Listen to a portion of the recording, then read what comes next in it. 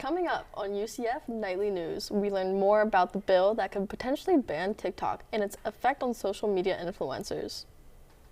Then we see new initiatives from the Office of Student Success and Wellbeing and how it looks to help student advising. Next, how Rocketry Club is making history with their new rocket, Basilisk. Then how UCF Muslim students are preparing to fast for Ramadan during spring break. In sports, we check in with the UCF women's rowing team as they prepare for the Big 12 season. Nightly News starts now.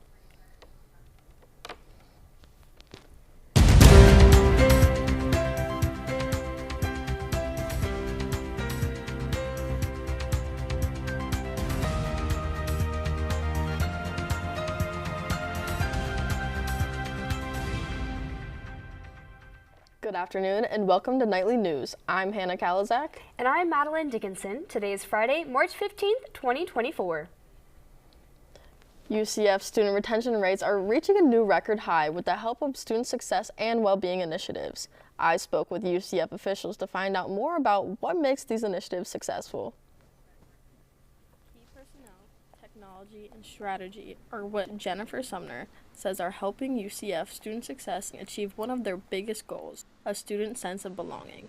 SSWB is setting new records of student retention with new initiatives like centralizing support mechanisms, redefining student support, and enhancing technology. It's very, very exciting what it is that we're doing because we can't find another institution who is doing what we're doing at the scale that we're doing it. The Student Success annual highlights show a 98.3% return rate for our first-year undergrad students at UCF from the 2023 summer and fall term to now.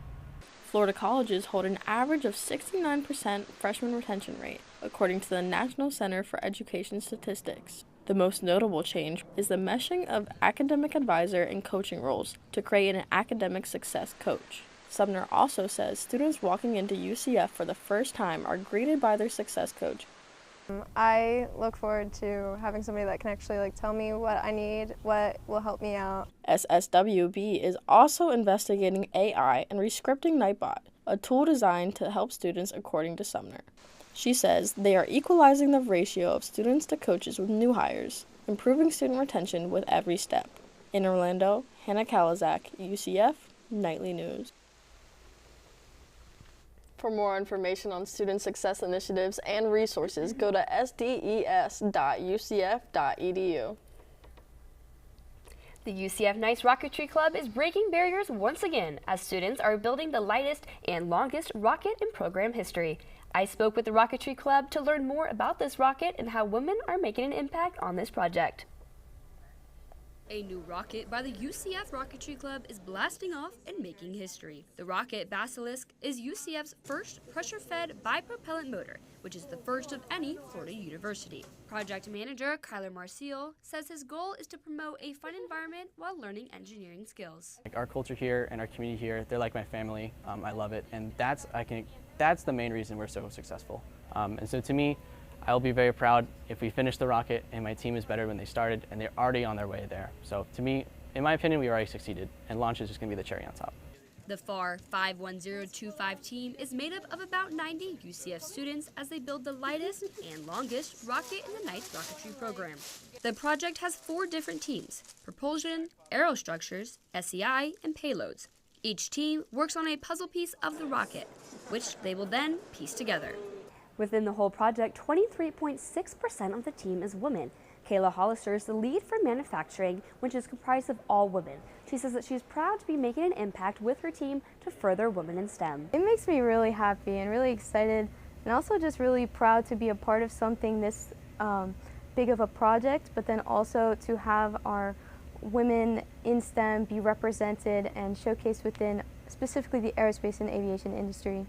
In the next few weeks, the team will continue building the parts and begin testing to launch this rocket up to 10,000 feet. In June, the team will compete to successfully launch and recover Basilisk in the Mojave Desert. To find out more about the Basilisk or to follow along on their journey, you can go to kxrucf.com and click on Project Basilisk. On Wednesday, the House of Representatives passed a bill with broad bipartisan support that could cause a nationwide ban on the app TikTok. Nightly News reporter Isabella Benjumea spoke with content creators of the platform and found out why this is happening.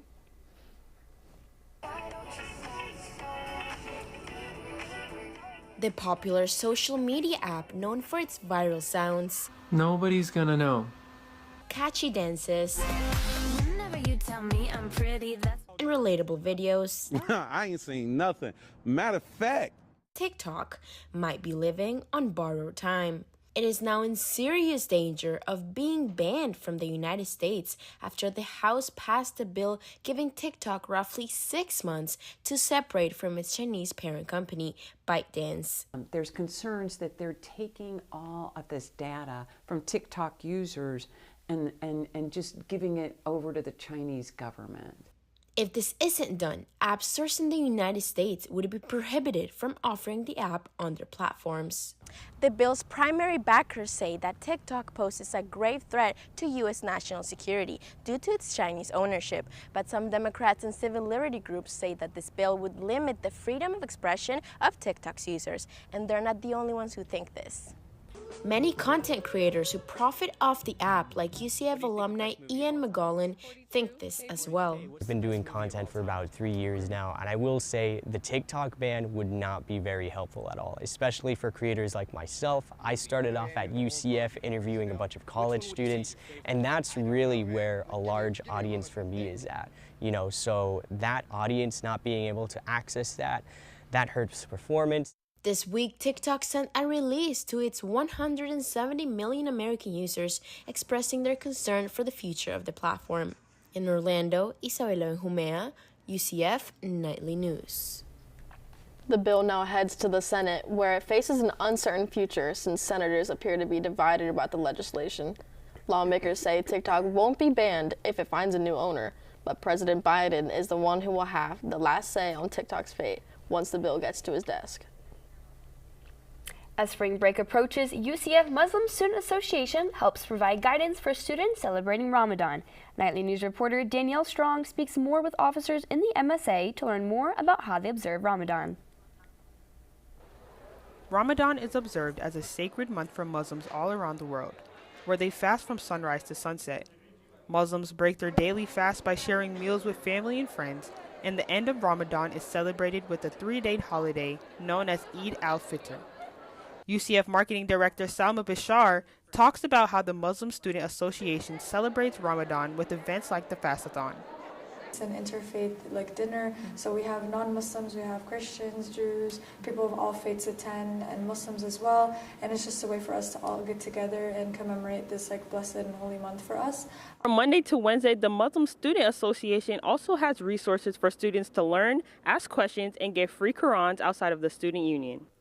MSA's Dawah committee member Amir Cheseb talks more about what Ramadan means to him, as he says it's a time to reflect and gain knowledge during the holy month. Ramadan to me means a time to reflect on the past and move forward and gain new knowledge. That way when the holy month is done, you're able to get new habits in your life that help you.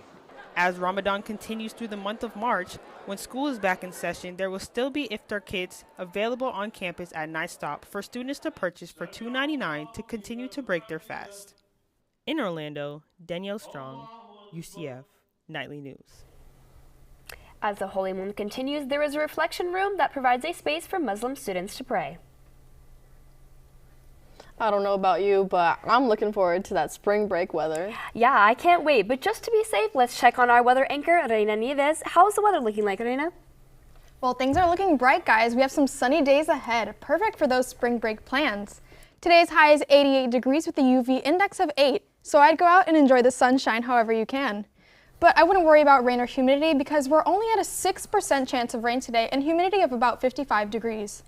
Our low tonight will be 65 degrees and it'll be sunny all around with winds of about 5 to 10 miles per hour. A perfect day to spend outside. So stay tuned to hear about how our week is going to be like during your spring break. Thank you for that, Reina. Next, we check in with reporter Isabella at the airport to see how travel is looking for students flying to spring break. Plus, with spring break just around the corner, we take a look at a certain city that is breaking up with spring break. We'll be right back.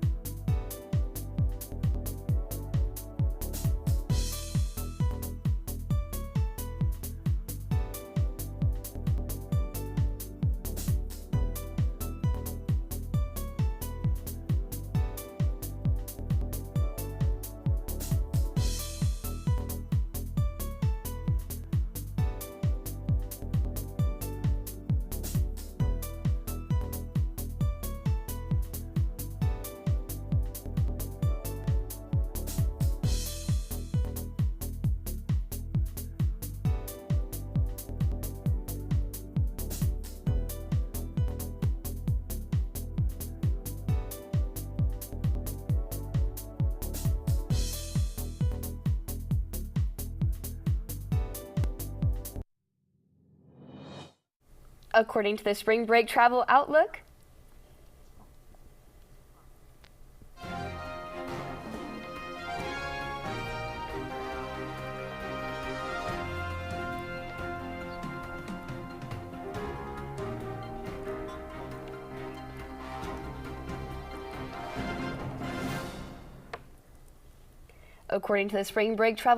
more than half of all spring break travelers are concerned about disruptions impacting their travel plans. Nightly News reporter Isabella Benjumea is at the Orlando International Airport with more on how spring break travels may be affected. Good afternoon, everybody. I'm live from Orlando International Airport on one of the busiest days of this spring break travel season.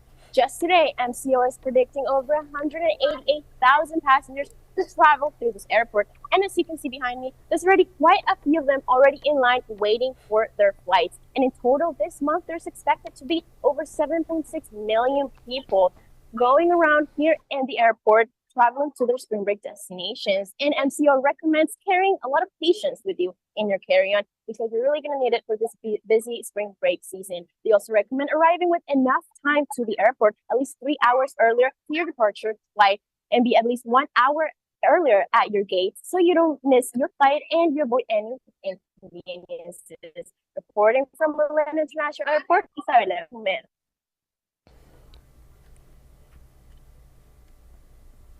Thanks for that breakdown, Isabella. That being said, spring break is doing more than just impacting travel plans, as many Florida beaches are choosing up to the ante in terms of protocols to ensure safety, leaving students seeking alternative plans. Nightly News reporter Reina Nieves tells us more about what to expect at the beaches this year. It's that time of year again, spring break time. Many Florida beaches such as Miami Beach and Panama City Beach are choosing to either up their restrictions or close parts of their beach entirely, leaving many students stranded without any plans.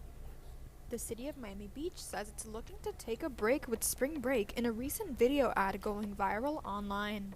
This ad showcased new guidelines with stricter rules and regulations for any spring breaker. This includes $100 parking, new DUI sobriety checkpoints, and limited beach access. For rule breakers, they could face a fine of over $1,000 and $5,000 for repeat offenders. According to Commissioner Alex Fernandez, this is a long time coming. Pattern of behavior, year after year after year, a dangerous crowding of our streets, outnumbering the police to such a level that it becomes unmanageable for public safety to take control of a situation. It makes you pause. While these restrictions may seem too strict for many, Panama City Beach looks to take it a step further by totally closing a part of their beach. According to officials, beaches spanning from Shark Lane to Churchill Drive will close from March 15th until end of day April 30th. The reason behind this was because of past troubles this area has had. Back on campus, students like freshman computer science major Ethan Whitney says there's more to spring break than just the beach. It's about recharging and gearing up for the second half of the semester. I'm gonna try and relax a little bit, but mostly trying to catch up. Regardless of what you do this spring break, officials like Commissioner Fernandez say that they aren't backing down and safety is priority number one. In Orlando, Reina Nieves, UCF Nightly News. For more information on Florida beaches' spring break regulations, you can visit each city's respective websites. As spring break begins and many students leave campus, many services are limited. Dining halls like Nitro's and 63 South will be closed through Sunday. Students looking to visit the Recreation and Wellness Center during the break can do so from 11 a.m. through 6 p.m. The library will also be open from 7:30 a.m. through 5:30 p.m. until Thursday and will close at 1 p.m. on Friday. Normal hours will resume on Monday, March 25th. After this break, we check in with weather anchor Reina Nieves on what spring break weather is looking like. Plus, more on how the UCF tennis team is preparing for their Big 12 competition. We'll be right back.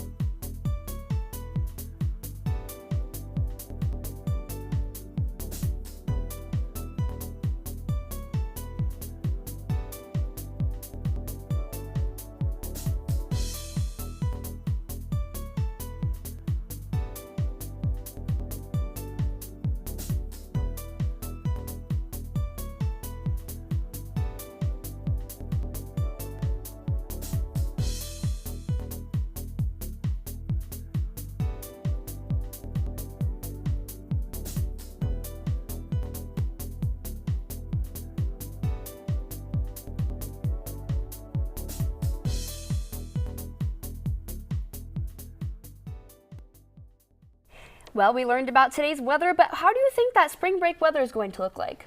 Honestly, I'm really not sure, but I hope that sun stays out. Let's see what our weather anchor, Reina Nieves, has to say about the weather this weekend. Things are looking great, guys. So let's take a look at the state of Florida. Everything's looking pretty toasty. Up in Tallahassee, 84 degrees. Jacksonville, a nice 85. Down in the center, it's going to be 86 in Orlando, 85 in Tampa, and a nice 81 degrees in Miami. So let's take a look at our lows.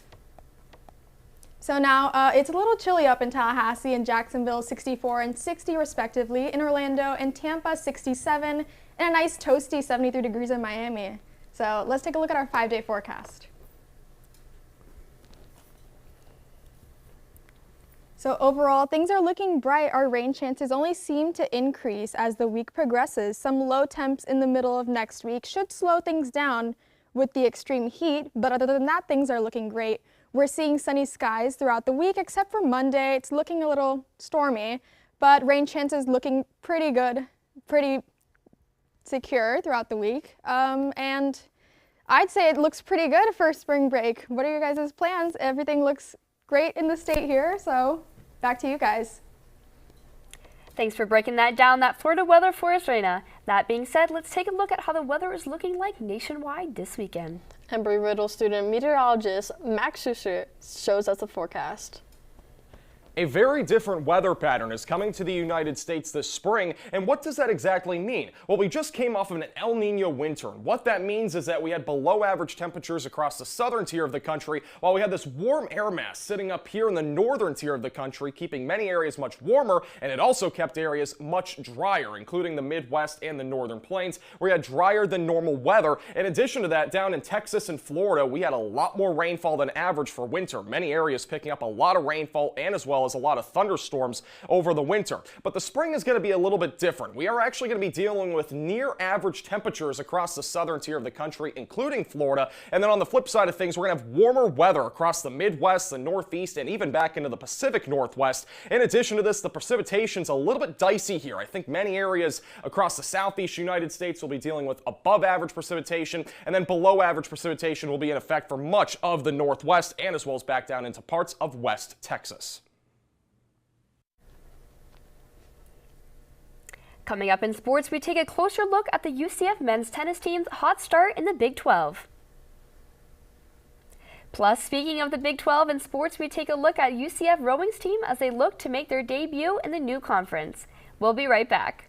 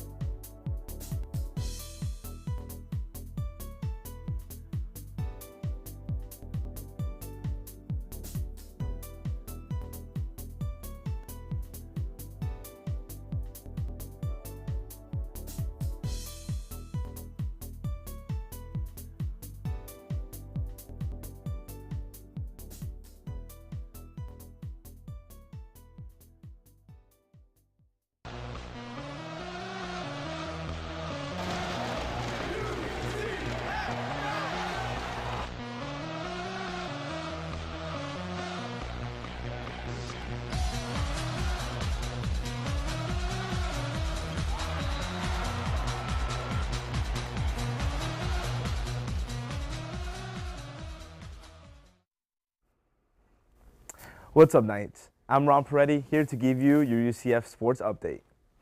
After securing third in their final American Athletic Conference rowing championship, UCF rowing team embarks on its inaugural season in the Big 12.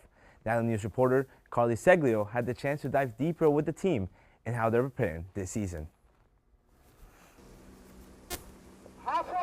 Along with a new conference, the 2024 rowing team has a new head coach. Coming from the University of Texas, Mara Allen knew taking over this program was going to be a challenge, but she says it's exciting to see the growth and development in these women. Allen says rowing doesn't make the team better athletes. It makes the women better versions of themselves. Resilience that they're learning has been really impressive to watch. I think from the very beginning of the year till now, I think the best way to describe the group is like they care so much and they're so proud to row for UCF. Allen says this team is incredibly competitive and incredibly supportive. Even on their worst days, it's not that bad because they have each other to build themselves up. She says, "We would rather lose with people that you respect than people you don't." Hannah Lovejoy, a sophomore, says the team's goal is to raise awareness about UCF rowing and uphold a mindset of focus free from distractions. She says going fast is a thrill, but staying focused is what will get them there. We've been really working on focusing on the mindset of when we're in that boat, we're completely focused on what we're doing within the gunnels. We can't influence anything that happens in other people's boats. All we can do is, focus on our speed and what we're doing. 500 to go. Lovejoy says it feels great to represent UCF in its first year in the Big 12 Conference because it allows the team to lay a foundation for all of the people that come after them. She says the two things that Coach always preaches are attitude and effort. Put those two together and they are ready to give 100% toward chasing that championship. In Orlando, Kaliszak, UCF Knightly News. Knight Nation can head over to the UCFKnights.com website to check out the 2024 rowing schedule to show support for the team. The UCF men's tennis team has gotten off to a 14-1 start to begin the season, the school's best record since 1980. UCF Nightly News reporter Nick Salvat gives us a deeper dive into the team's great start.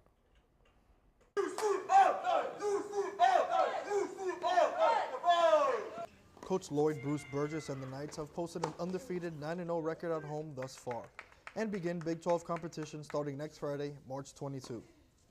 He says the team definitely has their work cut out for them, but that he is confident in his squad heading into conference play. Yeah, very confident. We've shown a lot of resilience and that we can play. Obviously being 13-1, I think that should give myself and the team a lot of confidence.